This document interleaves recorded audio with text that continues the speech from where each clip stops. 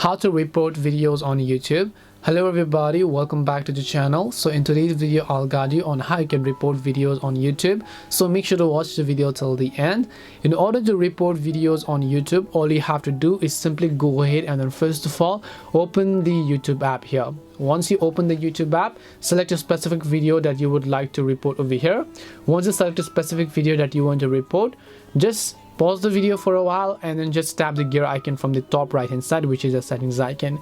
So just tap the gear icon here, and then here you'll find a section where it says report. So just tap on the report button.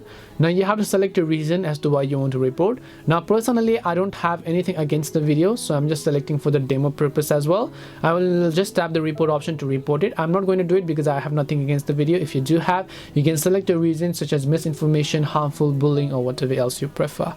And that's it on how you can report videos on YouTube. Hope this video was helpful, and if it did help you, make sure to leave a like and subscribe to the channel. If you have any questions, feel free to leave them down. Thank you for watching and see you in the next video.